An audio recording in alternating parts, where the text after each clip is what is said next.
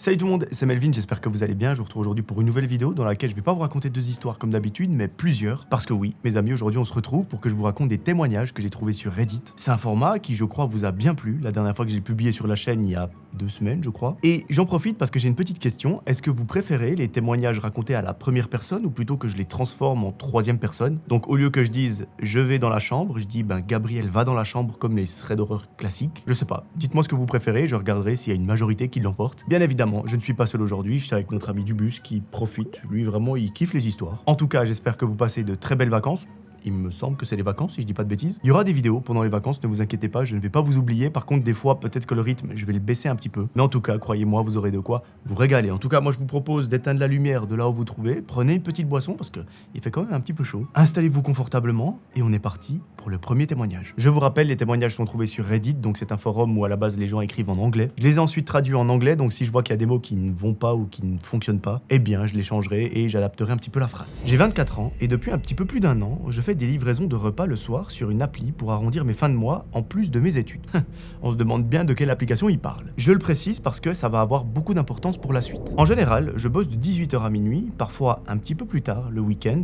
C'est un job relativement tranquille, on écoute de la musique ou même un podcast dans la voiture. Bien évidemment, on espère qu'il écoute le podcast Threads d'horreur sur Spotify, n'hésitez pas à vous abonner. On croise pas grand monde, à part les clients sur le pas de leur porte pendant 2 secondes pour leur donner la nourriture. Enfin bref, rien de bien excitant. Sauf qu'il y a une adresse qui, avec le recul, je regrette amèrement d'avoir un jour livré. La première fois, c'était un mardi soir de novembre. Une commande arrive sur l'application pour une petite maison en retrait d'un lotissement. C'est le genre de baraque un peu isolée avec un jardin pas très bien entretenu, des volets fermés. On est d'accord, ça ressemble à peu près à un urbex, mais il n'y a rien d'alarmant en soi. Après tout, les maisons comme ça dans le coin, il y en a beaucoup. Je sonne et personne ne répond. Alors, je fais ce qu'on nous dit de faire, c'est-à-dire de poser le sac devant la porte, je prends la photo pour l'application et je repars. Sauf que, au moment où je me suis tourné pour partir, j'ai entendu la porte qui s'est ouverte. Elle s'est pas ouverte en grand, mais juste entrouverte pour qu'une personne passe la main et qu'elle attrape le sac. Pas un mot, pas un bonjour, rien. Juste une main, très pâle, qui a tiré le sac vers l'intérieur et avec un mouvement assez sec. Sur le coup, je me suis dit que la personne était peut-être timide, même malade, ou qu'elle avait simplement pas envie de parler. Ça arrive à tout le monde. Et surtout, dans ce métier, on voit de tout, donc ça m'aurait pas choqué. 2 semaines plus tard, même adresse. Cette fois, c'est marqué dans les instructions de livraison, ne sonnez pas, frappez 3 fois et reculez de 2 mètres. Bon.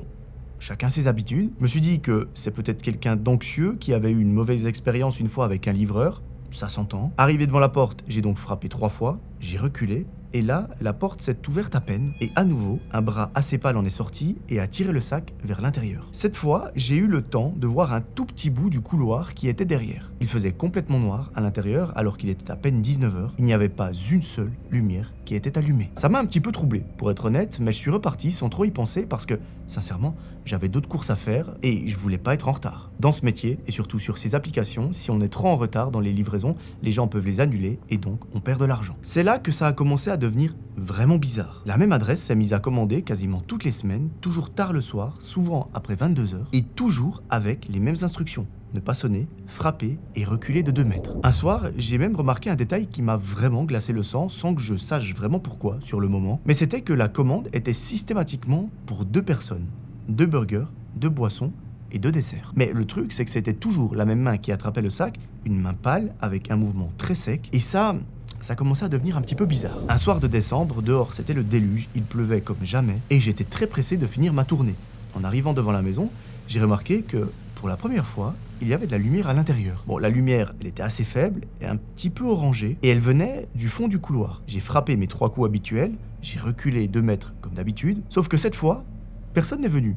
J'ai attendu une bonne minute, ce qui est quand même un petit peu long lorsqu'il pleut, et puis j'ai entendu quelque chose qui m'a vraiment mis mal à l'aise. Une voix de femme, étouffée, qui semblait venir de l'étage, en train de répéter la même phrase en boucle. Je n'ai pas réussi à comprendre les mots exacts parce que c'était trop lointain et surtout couvert par le bruit de la pluie, mais le ton, lui, il était clair. Ce n'était pas une conversation normale comme on pourrait avoir quelqu'un du quotidien, ça ressemblait plutôt à quelqu'un qui semblait supplier ou qui essayait de convaincre quelqu'un de quelque chose. La main est finalement apparue. Plus lentement que d'habitude, elle a pris le sac et avant que la porte se referme, j'ai même vu un œil. Un seul œil dans l'ouverture de la porte qui me regardait fixement pendant quelques secondes. Et je me souviens m'être dit à ce moment-là que ça pouvait être un enfant qui jouait à observer les gens par la porte. Ou peut-être même un jeu de lumière avec la pluie qui reflète sur mon pare-brise ou je ne sais quoi. Mais honnêtement, cette théorie, j'y ai jamais vraiment cru. Cet œil-là, pour moi, il ne clignait pas, il me fixait. Point final. Je suis remonté dans ma voiture plus vite que d'habitude et je suis resté un moment sans bouger, le cœur battant, à me raisonner en me disant que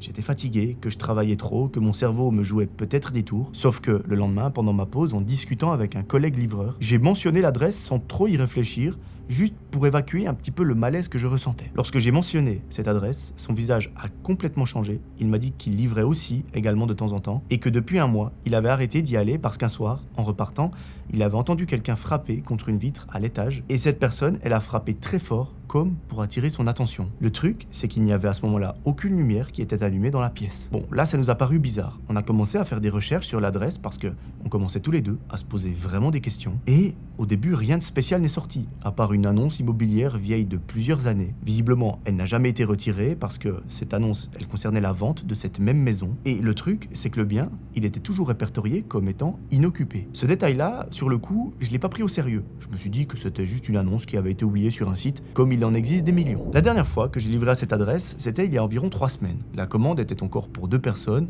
comme toujours, sauf que cette fois, dans les instructions, il y avait une phrase en plus, ajoutée à la fin des consignes habituelles. Si quelqu'un d'autre que moi ouvre la porte, repartez immédiatement et ne revenez plus. Cette phrase, je l'ai relue peut-être 3 fois pour être sûr d'avoir bien compris, et je ne sais pas ce qui m'a pris, mais au lieu de faire demi-tour, tout de suite, comme mon instinct me le criait, je suis resté sur le trottoir à observer la maison pendant ce qui m'a semblé être une éternité, mais en réalité, il y a à peine 30 à 45 secondes qui se sont écoulées. La porte s'est ouverte. Et ce n'est pas la même main. C'était une silhouette entière, debout dans l'embrasure, complètement immobile, qui ne disait rien et ne bougeait pas, même pour prendre le sac. J'ai pas attendu de voir la suite. J'ai fait ce que j'avais à faire, je suis remonté dans ma voiture et je suis parti sans me retourner. À ce moment-là, je tremblais tellement fort que j'ai failli rater mon créneau en sortant. Depuis ce jour, j'ai bloqué cette adresse dans l'application pour ne plus jamais tomber dessus. J'ai aussi signalé la situation au service client, mais on m'a simplement répondu que je n'étais pas obligé d'accepter une commande si je ne le souhaitais pas ou que si je la sentais pas.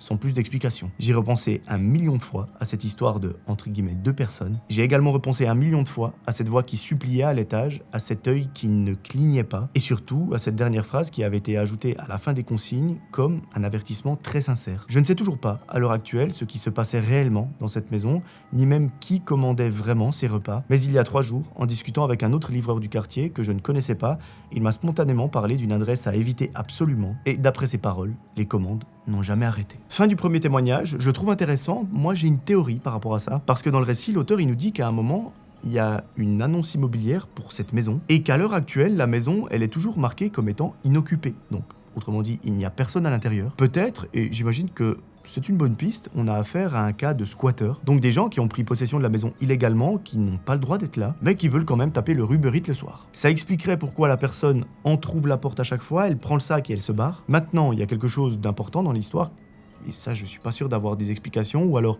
c'est une personne violente qui habite avec une autre personne. Parce que il y a cette fameuse voix qu'il a entendue à l'étage qui semblait supplier quelqu'un ou quelque chose. Et ça, malheureusement, je n'ai pas forcément la réponse. Ma seule explication, c'est qu'effectivement, il y a 2 personnes qui habitent dans cette maison. Enfin, qui squattent illégalement cette maison. Et peut-être qu'il y en a une qui ne veut pas être là, qui est forcée à être ici. Donc, c'est un petit peu ma théorie, j'ai pas d'autres explications. Si vous en avez, n'hésitez pas à les mettre en commentaire. Et moi, je vous propose de passer directement au deuxième témoignage. Alors, ce deuxième témoignage, vous allez voir, il est très intéressant parce qu'il est écrit d'une façon un peu particulière. C'est d'ailleurs pour ça que je l'ai sélectionné et je vous propose de me dire ce que vous en pensez une fois que je vous l'ai raconté. Mais vous allez voir, là, pour le coup, on est vraiment au cœur de l'action. Je suis actuellement recroquevillé dans le fond d'un placard, mon téléphone caché sous un tas de serviettes pour que la lumière de l'écran ne filtre pas. Et je suis en train d'écrire ce message parce que j'ai trop peur de faire le moindre bruit et que ça m'aide à rester calme. Je ne sais pas si quelqu'un va lire ça avant que la situation se règle d'une façon ou d'une autre, ou peut-être même est-ce que j'aurai la chance de le publier, mais je préfère raconter les choses maintenant, à chaud, plutôt que d'attendre et risquer d'oublier plusieurs détails. Je vais essayer de revenir un petit peu en arrière pour que tout ça ait du sens. J'ai 29 ans et je suis en déplacement professionnel dans une ville que je ne connais pas du tout, à environ 4 heures de chez moi. En fait, mon entreprise m'a réservé un gîte trouvé sur une plateforme de location entre particuliers plutôt qu'un hôtel, parce que déjà c'était moins cher pour un séjour d'une semaine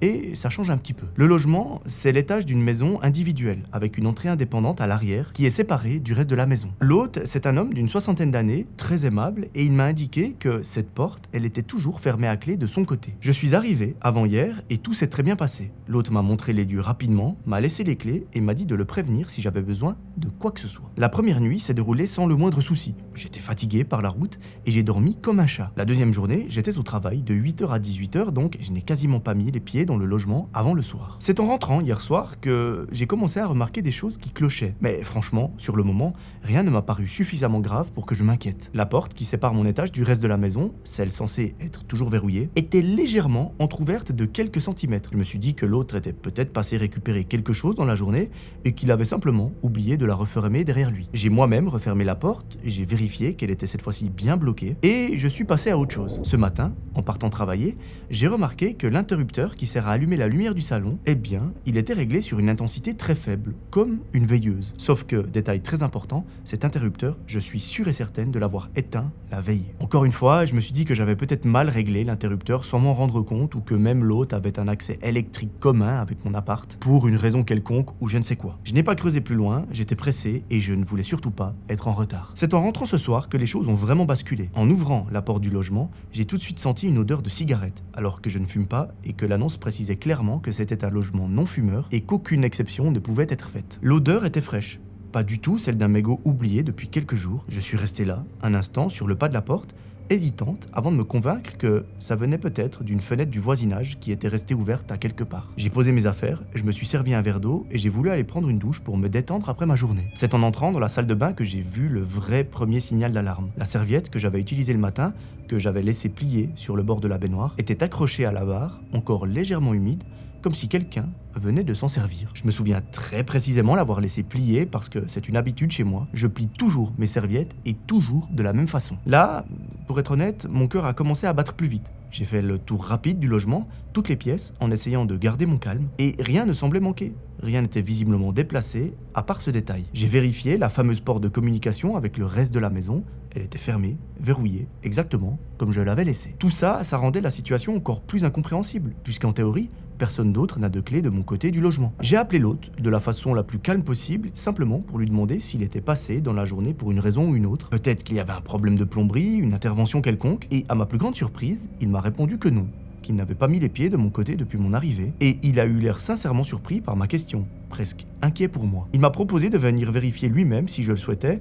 J'ai dit oui, en essayant de ne pas paraître trop paniqué au téléphone. En l'attendant, j'ai décidé de m'installer dans le salon, avec la lumière allumée, histoire de me sentir moins seul face à ce silence de la maison. C'est là que j'ai remarqué, sur la table basse, un mégot de cigarette éteint dans un cendrier de fortune improvisé avec un fond de canette. Ce cendrier, je suis sûr et certaine qu'il n'était pas là quand je suis parti ce matin, parce que j'avais posé exactement mes clés à cet endroit avant de sortir. Donc, ce qui veut dire que quelqu'un avait été dans ce salon pendant la journée. Quelqu'un qui fumait, qui buvait dans une canette vide qu'il avait dû transformer sur place et qui avait pris soin de remettre les objets presque à leur place, mais pas tout à fait. Bien évidemment, j'ai voulu prévenir la police tout de suite, mais avant même d'avoir pu composer le numéro, j'ai entendu un bruit très net venant du couloir qui mène aux chambres à l'opposé de la porte d'entrée. Un pas, un seul, suivi d'un silence complet. Là, je me suis figé. Pas de vent, pas de volet qui claque, pas de tuyau qui gargouille. C'était un pas d'un humain très lent dans un couloir où personne n'était censé se trouver. C'est à ce moment précis que je me suis levé sans bruit, que j'ai attrapé mon téléphone et que je me suis enfermé dans le placard de l'entrée. D'ailleurs, c'est celui où je suis actuellement en train de vous écrire ce message parce que j'attends l'arrivée de l'hôte que j'ai appelé quelques minutes plus tôt. Ça fait maintenant un petit peu plus que 10 minutes que je suis là, complètement immobile, et je n'ai plus entendu de bruit depuis ce fameux pas dans le couloir. Peut-être que c'était simplement une vieille maison qui travaille avec les écarts de température le soir. Mais cette histoire de serviettes humides, de mégots frais sur la table et de lumière modifiée dans mon absence, ça... je suis presque sûr que je peux pas l'inventer. Je viens d'entendre à l'instant une voiture se garer devant la maison et j'espère sincèrement qu'il s'agit de l'hôte. Je vais sortir du placard dans quelques instants pour aller ouvrir.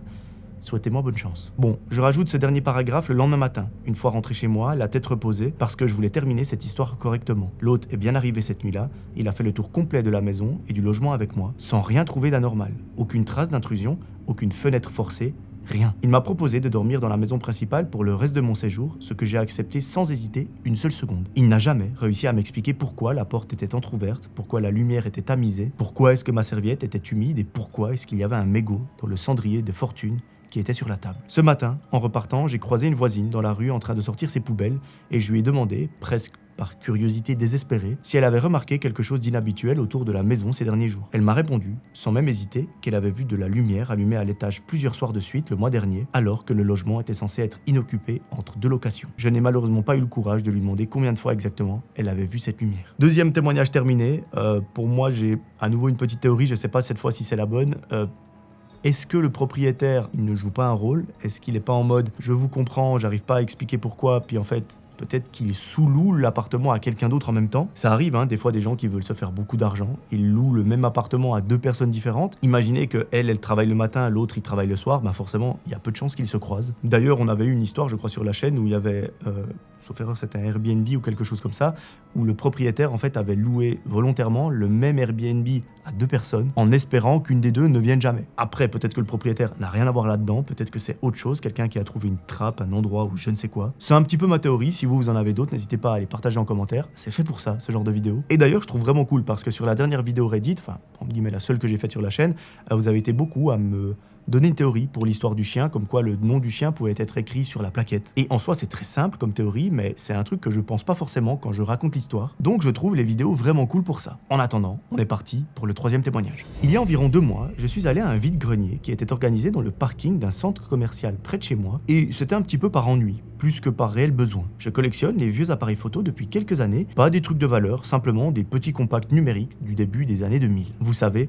ceux avec l'écran minuscule et un flash qui grille les yeux de tout le monde sur les photos. Sur Instant, tenu par un homme d'une 50aine d'années, plutôt sympathique, j'en ai repéré un. C'était un modèle assez courant à l'époque, vendu 5 $ parce qu'il n'avait plus de chargeur. Le vendeur m'a dit qu'il l'avait récupéré dans un lot d'objets divers achetés lors d'un débarras, sans savoir grand chose de plus. J'ai payé, je l'ai mis dans mon sac et je suis rentré chez moi sans plus y penser. Ce n'est que 3 ou 4 jours plus tard, en rachetant un chargeur compatible sur internet, que je me suis rendu compte que la carte mémoire d'origine était toujours à l'intérieur de l'appareil. Tiens, ça me fait penser à une histoire qu'on avait racontée sur la chaîne. Je l'ai enlevée pour la brancher sur mon ordinateur, curieuse de voir si elle contenait encore quelque chose ou si elle avait été formatée. Et à ma plus grande surprise, elle n'avait pas été formatée. Il y a donc plusieurs centaines de photos dedans, classées automatiquement par date dans les dossiers. Les premiers dossiers, les plus anciens, remontaient à une dizaine d'années. Des photos de vacances assez banales, une famille que je ne connaissais évidemment pas, un couple avec 2 enfants, des barbecues, un chien noir et blanc, un sapin de Noël avec des cadeaux, enfin bref, ce genre de choses. Rien de spécial, vous me direz, juste la vie ordinaire de gens ordinaires, immortalisés sur un petit appareil bon marché. Je me suis surprise à sourire devant certaines photos, un peu nostalgiques de cette époque où on ne prenait pas 100 photos par jour avec son téléphone, mais qu'on ne capturait uniquement que les moments très spéciaux. En avançant dans le dossier, chronologiquement, les photos se sont faites de plus en plus rares, comme si la famille avait progressivement arrêté d'utiliser l'appareil, qui avait sans doute été remplacé par un smartphone, comme à peu près tout le monde. Le dernier dossier, assez ancien, datait d'environ 6 ans, avec seulement une dizaine de photos d'un anniversaire d'enfant. Logiquement, je m'attendais à ce que ce soit la fin de la carte. C'est là que quelque chose n'a pas collé. Un dernier dossier existait. Il était daté d'il y a à peine une semaine, donc une semaine avant le vide-grenier où j'avais acheté l'appareil. Un appareil censé être resté, je le rappelle, 6 ans sans qu'on y touche, avec un dossier de photos vieux de quelques jours seulement. C'est bizarre. Je me suis dit qu'il y avait sans doute une erreur de date. Peut-être que le système n'avait pas réussi à mettre la bonne date, peut-être que l'horloge du vieil appareil était déréglée. J'ai quand même ouvert le dossier, plus par réflexe que par réelle inquiétude. La première photo montrait une rue que je ne connaissais pas. Elle était prise de loin, un tout petit peu floue, comme si la personne se tenait debout sur un trottoir en face. Et cette rue, c'était une rue résidentielle, avec des voitures garées, des maisons avec des jardins. Je regarde donc la deuxième photo, et cette fois-ci, c'était un zoom sur l'une de ces maisons. Et c'est en regardant la troisième photo que mon estomac s'est retourné, parce que j'ai reconnu ma propre boîte aux lettres. C'était pas une boîte aux lettres qui ressemblait à la mienne, c'était la mienne. Je reconnaissais le petit autocollant avec la mention Stop Publicité et il y a même un numéro que j'avais peint à la main en haut à droite de cette boîte pour indiquer que c'était bel et bien la mienne. Et j'ai donc continué à défiler les images. Les mains étaient un petit peu tremblantes. Les photos suivantes montraient ma voiture garée devant chez moi, prise sous plusieurs angles différents, à des horaires visiblement différents vu la position du soleil. Une photo de mon jardin à travers la haie, une autre de ma fenêtre de cuisine, les rideaux ouverts, où on distinguait vaguement certaines silhouettes des objets de chez moi, par exemple le frigo, et de quelques objets qui sont posés sur le plan de travail. Visiblement, je n'étais sur aucune de ces photos, ce qui, d'une certaine façon, rendait la chose encore un peu plus dérangeante, parce que ça voulait dire que la personne avait pris son temps, avait attendu, et elle avait choisi ses cadrages. La dernière photo du dossier, la plus récente, selon les métadonnées, avait été prise de nuit.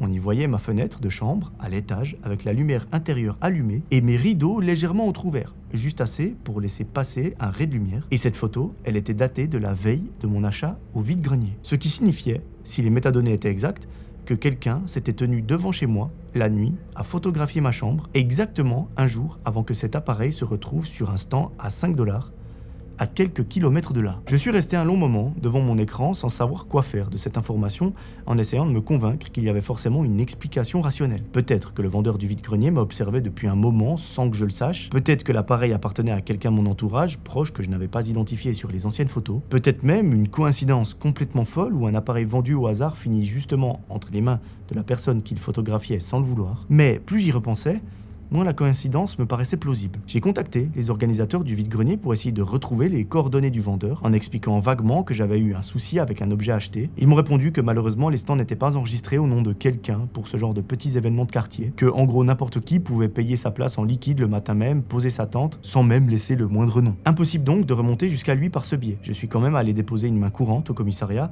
en apportant mon ordinateur portable pour montrer les photos. L'agent qui m'a reçu a eu l'air sincèrement mal à l'aise en regardant défiler, parce qu'il m'a expliqué qu'en l'absence d'identité connue et de menaces explicitement formulées, il ne pouvait malheureusement pas ouvrir une enquête à proprement parler, juste consigner les faits au cas où quelque chose d'autre se produirait par la suite. Depuis, j'ai changé mes habitudes. Je ferme systématiquement mes rideaux dès la tombée de la nuit, j'ai installé 2 caméras de surveillance reliées à mon téléphone, une devant, une derrière, et j'évite de laisser ma voiture visible depuis la rue, surtout quand c'est possible. Depuis, je n'ai plus rien remarqué d'anormal, aucune silhouette, aucun bruit suspect, rien qui puisse confirmer concrètement que quelqu'un rôde toujours autour de chez moi. Peut-être que la personne qui a pris ces photos a simplement déménagé, ou qu'elle s'est fait peur elle-même en se débarrassant de l'appareil, consciente d'être allée un petit peu trop loin. Il y a une semaine, en repensant à toute cette histoire, j'ai eu l'idée un peu absurde de rebrancher une dernière fois la carte mémoire sur mon ordinateur, simplement pour vérifier que je n'avais rien loupé la première fois. Le dossier le plus récent, celui avec les photos de ma maison, contenait exactement le même nombre de fichiers que dans mon souvenir. Donc ce n'est pas moi qui ai halluciné ou ce n'est pas moi qui ai inventé des choses, ces faits se sont véritablement passés. Troisième témoignage, très bizarre, pour moi c'est presque identique à une histoire que j'avais déjà racontée sur la chaîne. Franchement je sais pas quoi en penser, je vous avoue que si vous avez des théories, dites-les moi. La seule théorie rationnelle que j'ai, et ça me paraît quand même un petit peu gros, c'est que ce soit une personne qui soit passionnée d'architecture ou passionnée du village ou de la ville où ils habitent, qu'il ait pris en réalité beaucoup de bâtiments différents en photo et que malheureusement sa maison s'est retrouvée là. Maintenant, peut-être qu'il y avait un dossier en fait à la base sur cette carte mémoire où il y avait toutes les photos de ces bâtiments et qu'au final il l'a supprimé, dans le sens il les a déjà importés sur un ordinateur. Je sais pas, dites-moi si ça tient la route, en tout cas c'est un peu la seule explication que j'aurais. Malheureusement, on n'aura jamais la réponse, je sais pas ce que devient cette personne, j'espère qu'elle est encore en vie, et que tout ça n'était qu'une pure coïncidence. On est parti pour le 4e témoignage. Je cours depuis environ 4 ans, presque tous les matins avant le travail, toujours le même genre de trajet dans les rues de mon quartier, puis le long de la voie verte qui longe la rivière. J'ai 27 ans, je vis seul, et courir tout le matin, c'est un des rares moments de la journée où j'ai vraiment l'impression d'avoir la ville entière pour moi. Je précise ça parce que ce qui va suivre, c'est justement construit autour de ça, sur cette habitude que j'avais depuis des années sans jamais me poser des questions. La première fois, je n'y ai même pas prêté attention. C'était un mardi, il devait être un petit peu plus que 6 h du matin, et c'était encore assez sombre à cette période de l'année. J'ai croisé un homme, la trentaine, capuche grise, qui marchait d'un bon pas dans l'autre sens sur la voie verte. On ne se regarde jamais vraiment quand on court, on fait juste de petits signes de tête en mode « salut ». C'est d'ailleurs ce que j'ai fait, et il a répondu pareil. Rien de plus, une rencontre banale, vous me direz, comme il y en a des dizaines chaque matin sur ce chemin. Le vendredi, la même semaine, toujours sur mon trajet habituel, mais sur une autre portion, plus loin, là où le chemin longe le petit parc avant de remonter vers mon quartier, eh bien, j'ai recroisé cette personne. Même capuche grise, même allure, marchant dans le sens opposé au mien. Sur le moment, je me suis dit que ça devait être quelqu'un du coin qui marchait tôt aussi, peut-être pour aller travailler. Mais c'est en variant mon parcours la semaine suivante que les choses ont commencé à me travailler davantage. Ce lundi-là, j'avais décidé de faire l'inverse de d'habitude, c'est-à-dire de partir vers le nord plutôt que vers la rivière, donc un trajet complètement différent que je fais rarement, peut-être une fois par mois quand j'ai envie de changement. Et pourtant, à peu près à mi-parcours, dans une rue que j'emprunte presque jamais, je l'ai revu. Même capuche, même façon de marcher, et il descendait d'une petite rue perpendiculaire au moment exact où j'arrivais à ce croisement. Cette fois, ça m'a semblé bizarre, parce que statistiquement, croiser 3 fois la même personne sur 3 trajets différents en l'espace d'une semaine et demie, ça commençait à faire beaucoup pour un simple hasard. Mais je me suis quand même raisonné en me disant que le secteur n'est pas si grand, que les gens qui marchent tôt le matin empruntent souvent les mêmes rues logiques pour rejoindre les arrêts de bus, ou même le centre-ville. C'est la semaine d'après que j'ai vraiment commencé à avoir un mauvais pressentiment, parce que j'avais changé mon horaire de cours ce mercredi-là, j'étais parti bien plus tard que d'habitude à cause d'un rendez-vous matinal, donc je suis parti vers 7h45 au lieu de 6h. Je me disais justement, en lançant mon application de course, que ça allait au moins me changer du décor habituel, plus de monde, plus de circulation. Sur la portion qui longe la rivière, portion que je n'avais empruntée à cette heure-là que ce jour précis, je l'ai vu à nouveau. Immobile cette fois, appuyé contre la rambarde, en train de regarder l'eau. Capuche grise, comme s'il attendait quelque chose. Il ne s'est pas retourné en me voyant arriver, il ne m'a fait aucun signe, il n'a même pas semblé me remarquer. Mais au moment où je suis passé à sa hauteur, il a légèrement tourné la tête dans ma direction, juste assez pour que je sente clairement qu'il m'observait derrière ses lunettes de soleil, alors que le ciel était complètement couvert ce matin-là. Donc vous l'aurez compris, il n'y avait pas lieu d'avoir des lunettes de soleil à ce moment précis. J'ai accéléré sans réfléchir, plus par instinct que par calcul, et j'ai coupé mon trajet habituel pour rentrer directement chez moi par la route principale, qui elle est plus fréquentée et plus éclairée. En chemin, j'ai réalisé un détail qui m'a glacé d'un coup. Je n'avais jamais partagé mon trajet de course avec qui que ce soit à voix haute ce matin-là. Je l'avais décidé sur le moment, un petit peu par hasard, dans ma cuisine, en changeant d'avis à la dernière minute par rapport à mon parcours habituel. Comment est-ce que ce type pouvait se trouver exactement là où j'allais passer à une heure où je ne cours jamais d'habitude, qui plus est sur un trajet que je venais tout juste de décider? Les jours suivants, j'ai complètement arrêté de courir dehors, je suis resté sur mon tapis à la salle de sport pendant près de 2 semaines, en espérant que tout ça n'était qu'une coïncidence et que ça allait finir par se tasser. J'en ai même parlé à une amie qui m'a suggéré, un petit peu en étant sérieuse mais en même temps blagueuse, de vérifier les paramètres de confidentialité de mon application de course, celle qui enregistre et affiche automatiquement mes trajets, mes horaires et mes performances. Je m'en servais depuis des années sans jamais trop y toucher, persuadé que mon profil était privé par défaut, comme la plupart des gens, je pense. En ouvrant les paramètres, ce soir-là, j'ai découvert que mon compte était en réalité configuré en mode public, depuis la création, sans doute une case cochée sans que je m'en rende compte lors de l'installation. Et le problème, c'est que cette application, je l'ai installée il y a de nombreuses années. N'importe qui pouvait donc consulter en temps réel l'historique complet de mes sorties, avec les cartes détaillées de chaque trajet, les horaires précis de départ, les moyennes de vitesse, et même une estimation assez fiable de l'heure à laquelle je passerais à tel ou tel endroit un jour donné, simplement en analysant mes habitudes des semaines précédentes. Ce qui, à la base, me semblait impossible à expliquer, donc cette impression qu'il savait toujours où j'allais, avant même que je le sache moi-même, eh bien, elle avait finalement une explication terriblement simple, il n'avait rien deviné. Il avait simplement consulté mon profil. J'ai immédiatement rendu mon profil privé et supprimé l'historique visible. J'ai aussi changé complètement mes horaires et mes trajets de course pendant plusieurs semaines, en variant volontairement chaque jour sans suivre aucune logique repérable, et je n'ai plus jamais recroisé cet homme à la capuche grise depuis, ni sur la voie verte, ni ailleurs dans le quartier. Peut-être que de rendre mon compte privé a suffi à couper court à quoi que ce soit qui était en train de se préparer. Peut-être aussi que je n'ai plus les mêmes horaires que lui, mais ça, j'y crois moyen. Ce qui me hante, encore aujourd'hui, ce n'est pas tellement les rencontres en elles-mêmes, qui prises séparément pourraient toujours passer pour de la malchance ou une simple coïncidence. C'est ce jour où j'ai changé mon trajet à la dernière minute, dans ma cuisine, sans le dire à personne, sans même l'écrire nulle part, avant même de lancer l'application au moment de sortir. Et pourtant, il était là, appuyé contre la rambarde, en train de m'attendre, avec des lunettes de soleil, un jour sans soleil. J'ai beau me répéter que l'application explique tout, qu'il suffisait de regarder mes anciens trajets pour deviner mes habitudes exactes, mais malheureusement, ce jour précis reste le seul que je n'arrive toujours pas à expliquer de façon complète. Ce trajet-là, je ne l'avais jamais fait auparavant, pas une seule fois en 4 ans. Il n'existe donc pas dans mon historique qui était visible à ce moment-là, donc rien ne l'explique. Fin de ce 4e témoignage. Alors là, je vous avoue que certes, le mec a probablement consulté l'historique de cette personne. Après, comment est-ce qu'il a trouvé cette personne? J'en sais rien. Mais le coup du mec qui se retrouve appuyé sur une rambarde avec des grosses lunettes de soleil de star alors qu'il fait très moche et qu'il pleut, c'est vrai que c'est assez particulier. Peut-être qu'en fait, cette rencontre, c'est une coïncidence, mais que c'est la seule où c'est une coïncidence. Les autres, effectivement, ils faisaient exprès d'être là pour la voir. Et que là, le mec, il voulait simplement profiter du soleil, simplement profiter de la rivière où je ne sais plus où ils étaient, et que c'est tout simplement un hasard. Je sais pas, pour le coup, j'ai pas vraiment de théorie, dites-moi si vous en avez, et je vous propose de ne pas attendre plus que ça avant de passer au 5e témoignage. Je suis ambulancier depuis 8 ans maintenant, et dans ce métier, on garde en mémoire certaines interventions plus que d'autres. Pas forcément les plus graves médicalement parlant, mais celles qui nous laissent une sensation bizarre longtemps après. Et ben là, pour le coup, ça promet. Celle que je vais raconter s'est passée il y a environ 3 ans. Un soir de garde, comme tant d'autres, et c'est sans doute la seule intervention de toute ma carrière à laquelle je repense encore régulièrement, sans jamais réussir à l'expliquer complètement. On reçoit un appel qui nous est transmis par la police peu après 22h. Un voisin s'inquiète pour une dame âgée, la soixantaine avancée, vivant seule dans une petite maison de plein pied en périphérie de la ville. Il explique au service qu'il n'a pas vu la dame depuis plusieurs jours, ce qui n'est pas inhabituel en soi vu qu'elle sort peu. Le truc, c'est que sa boîte aux lettres déborde complètement de courrier et que les volets, habituellement fermés le soir de la tombée de la nuit, sont grands ouverts depuis un moment sans que personne ne semble s'en soucier. Rien d'alarmant à première vue pour nous, ce genre d'appel pour vérification de personnes âgées isolées, on en fait plusieurs par semaine, la plupart du temps ça se termine par une chute sans gravité ou une simple confusion passagère. On arrive avec ma collègue vers 22h40, une voiture de police est déjà garée devant, 2 agents nous attendent sur le trottoir, la maison est plongée dans le noir complet, malgré les volets ouverts, aucune lumière allumée nulle part, pas même celle du Porsche qu'on voit pourtant fonctionner sur un détecteur de mouvement quand on s'approche du perron. Un des agents a essayé de contacter la dame plusieurs fois par téléphone avant notre arrivée, mais sans succès. La porte d'entrée n'était pas verrouillée, ce qui a immédiatement semblé étrange à l'un des agents, qui était un habitué du quartier et qui connaissait surtout un peu la dame de vue. Il a confirmé qu'elle fermait toujours soigneusement chez elle, au point d'avoir fait installer une deuxième serrure quelques années plus tôt, après un cambriolage dans la rue voisine qui l'avait effrayé. On est entré en petit groupe, moi devant, avec ma lampe, ma collègue juste derrière, avec le matériel, et les deux agents étaient un peu en retrait pour sécuriser les lieux. La première chose qui m'a frappé, avant même de trouver quoi que ce soit d'anormal concernant la dame elle-même, c'est l'état général de la maison. Ce n'était absolument pas l'intérieur d'une personne isolée et négligée depuis plusieurs jours comme on pourrait s'y attendre. Le salon était impeccable, aucune poussière visible, un plaid soigneusement plié sur le canapé, une tasse propre et sèche posée sur l'égouttoir de la cuisine comme fraîchement lavée. Dans le frigo, dont un des agents a jeté un œil rapide pour vérifier la date de péremption des produits, tout semblait parfaitement frais. Du lait dont la date limite tombait 2 jours plus tard, et même des légumes encore fermes. Sur la table de la cuisine, il y avait des appareils électriques, débranchés mais encore tièdes, et ça, c'était bizarre.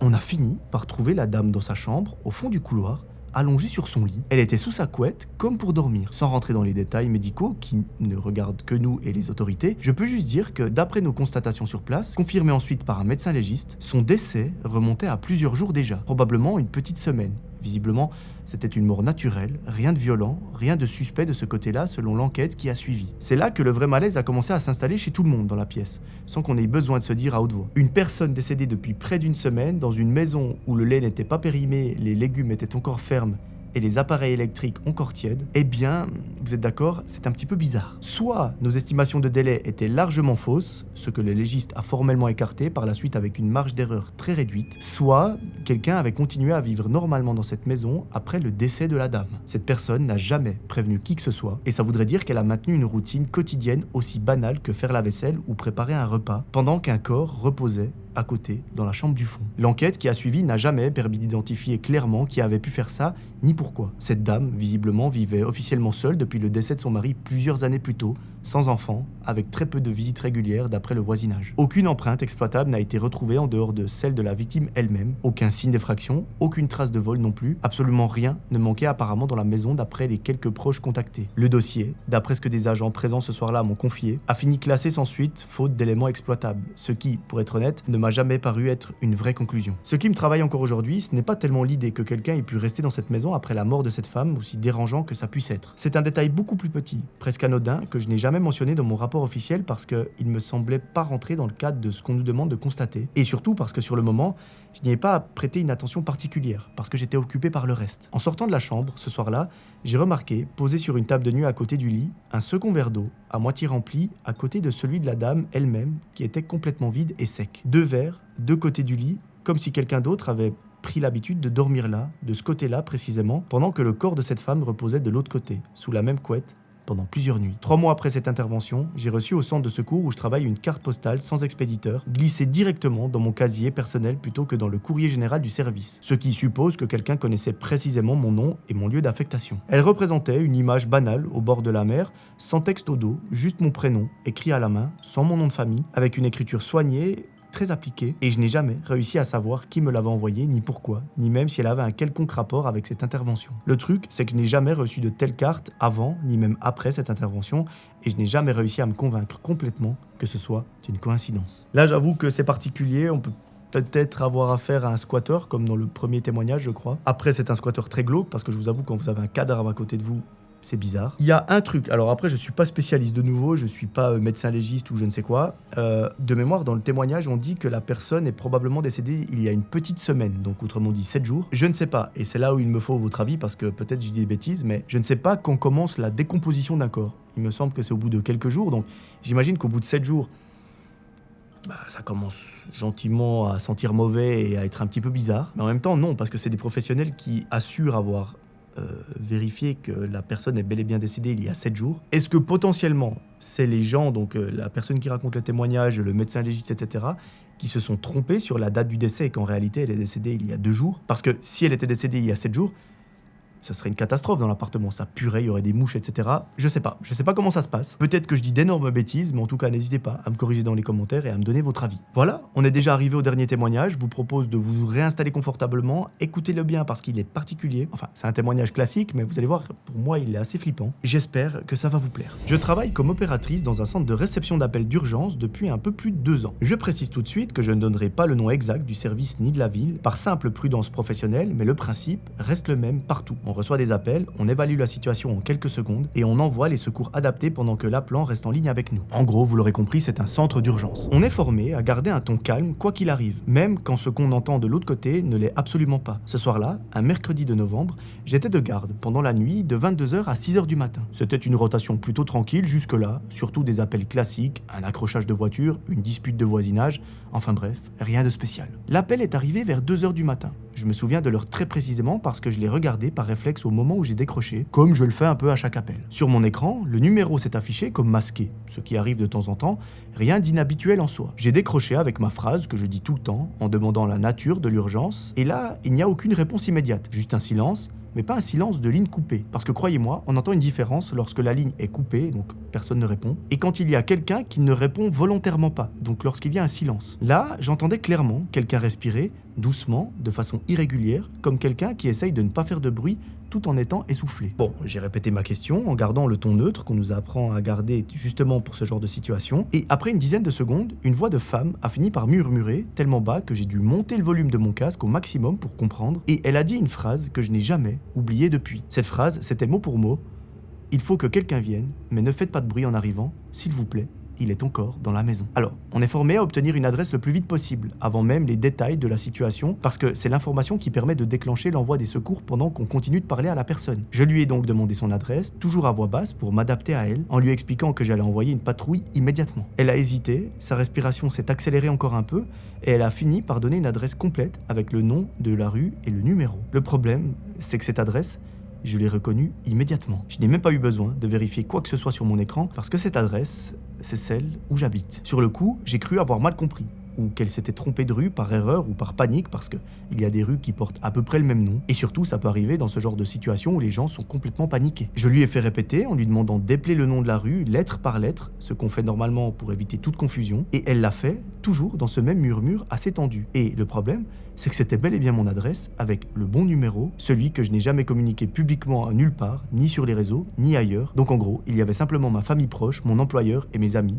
qui pouvaient me trouver. J'ai continué la procédure comme si de rien n'était, parce qu'on nous apprend justement à garder notre calme, à ne jamais laisser transparaître notre propre trouble face à un appel d'une personne en détresse, parce que si on commence à paniquer nous aussi, ça ne fait qu'aggraver la panique de l'autre côté. J'ai transmis l'adresse à ma collègue, assise juste à côté de moi, qui s'est chargée de contacter immédiatement une patrouille disponible dans le secteur, pendant que moi, je continuais de discuter avec la femme en ligne. Je lui ai demandé si elle était blessée, et elle m'a répondu que non, pas pour l'instant. Je lui ai demandé si elle connaissait la personne présente dans la maison avec elle, et là, long silence. Puis elle a répondu quelque chose que je n'ai toujours pas réussi à me sortir de la tête depuis. Elle m'a dit « Je crois qu'en fait, c'est vous qui l'attend, pas moi. » Là, je n'ai pas eu le temps de répondre quoi que ce soit à cette phrase parce que la ligne a coupé d'un coup. Pas progressivement, comme une mauvaise connexion, mais vraiment de façon très nette. Comme quelqu'un qui raccroche volontairement lorsqu'on l'embête ou qu'il veut simplement plus discuter. J'ai essayé d'appeler le numéro affiché, en vain. Un message automatique disait qu'il n'était pas possible de joindre le numéro. Ma collègue, elle, était déjà en contact avec la patrouille envoyée à mon adresse, qui est arrivée sur place environ 10 minutes plus tard, un délai tout à fait normal pour ce genre d'intervention. Les agents ont sonné,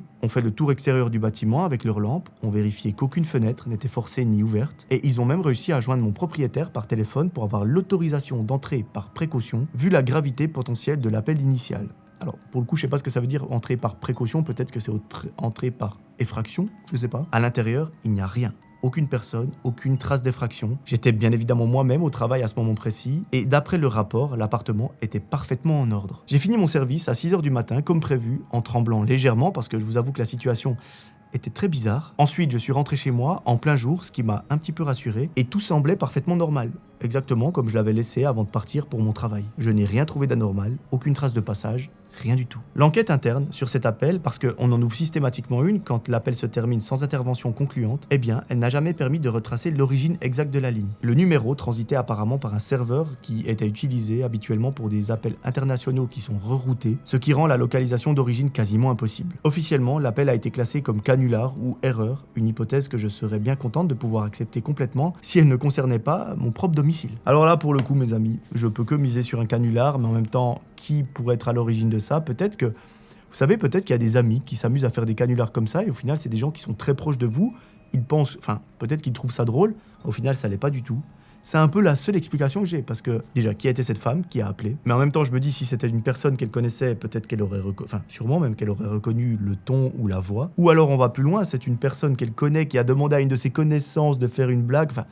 Je sais pas, si vous avez une solution plutôt une théorie pour cette histoire, mettez-la moi en commentaire. Et si vous en avez d'autres pour les témoignages que je vous ai racontés, n'hésitez pas aussi à les mettre. Voilà, c'est la fin de cette vidéo, j'espère qu'elle vous aura plu. En tout cas, moi j'ai pris un réel plaisir, ça fait du bien, je vous avoue, de changer un petit peu des histoires traditionnelles, parce que je vous avoue que là, je commence vraiment à galérer à trouver des histoires originales, des histoires assez longues pour les raconter en vidéo. Donc je pense que de plus en plus, ça va s'orienter sur des formats comme ça, ou des formats où je lis tel quel les histoires que je trouve sur internet, donc sous forme de témoignages. Je vais également faire de plus en plus d'histoires d'abonnés, parce que je sais que ça vous plaît, et surtout moi ça me permet aussi d'avoir moins cette sensation de tourner en rond, parce que je vous avoue que les histoires traditionnelles que je raconte, moi ça fait 6 ans que je raconte ça, j'ai l'impression que ça tourne en boucle. Vous, c'est pas le cas, parce que vous appréciez toujours autant, d'ailleurs merci, mais je pense que là c'est nécessaire pendant ces prochains mois qu'il y ait un petit peu de changement sur la chaîne. Je vous rassure, ce sera toujours des histoires d'horreur, mais je vais essayer aussi de faire un petit peu de true crime, un petit peu d'autres choses, parce que là je vous avoue que je le ressens beaucoup. Ça fait quelques années que je dis ça, mais particulièrement en ce moment, il faut que je change, parce que j'ai du mal à concevoir que ça peut encore durer des années comme ça, à raconter des histoires, alors que j'ai la sensation que ça tourne en boucle. Donc j'espère que vous serez présents pour m'accompagner dans ces nouvelles vidéos, que vous montrerez toujours votre soutien autant que vous le faites aujourd'hui. Et voilà, j'ai trop hâte de vous proposer les nouvelles choses. Bien évidemment, il y aura encore des traits d'horreur, ça ne va pas changer. Moi, je vous propose de profiter de votre soirée ou de votre journée. Je vous retrouve très vite pour une nouvelle vidéo. D'ici là, j'aimerais que vous preniez soin de vous. C'était Melvin. Ciao tout le monde.